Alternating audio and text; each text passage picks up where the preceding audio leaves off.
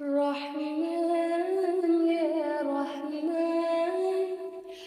جانتے ہو معجزے کیسے ہوتے ہیں؟ جب تم اللہ پہ اندھا یقین رکھتے ہو اور جلد بازی نہیں کرتے، تب اللہ تمہارے لیے چھوٹے چھوٹے ذریعے بناتا ہے۔ پھر وہ چھوٹے چھوٹے ذریعے تمہاری دعاؤں کی قبولیت تک تمہیں لے جاتے ہیں۔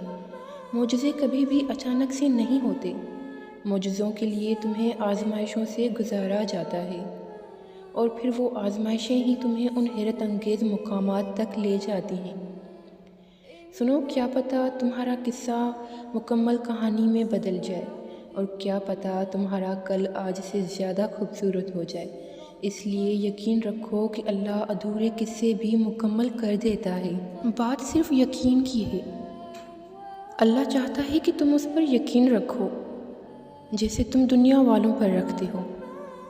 بس تم اتنا کر لو کہ اپنا یقین دنیا والوں سے ہٹا کر اللہ پر رکھ لو۔ جب کوئی اللہ پر یقین رکھتا ہے تو اللہ بھی اسے مایوس نہیں لوٹاتا۔ سنو، جب اللہ سے کچھ مانگ لیا جائے نا تو پریشان نہیں ہوا کرتے کہ یہ کب اور کیسے ملے گا۔ اب جب اللہ پر توکل کر لیا ہے تو بس سب کچھ اللہ پر چھوڑ دو۔ بہترین وقت پر تمہیں بہترین سے نوازا جائے گا۔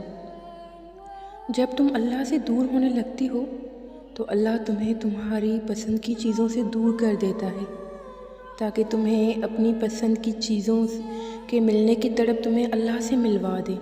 پھر جب تم اپنی من پسند چیز حاصل کرنے کے لیے اللہ کے اتنے قریب ہو جاتے ہو کہ کسی کے ہونے یا نہ ہونے سے تمہیں کوئی فرق نہیں پڑتا، تمہیں فرق پڑتا ہے تو بس اس سے کہ تمہارے پاس اللہ ہے، اور جب اللہ مل جاتا ہے نا تو سب مل جاتا ہے۔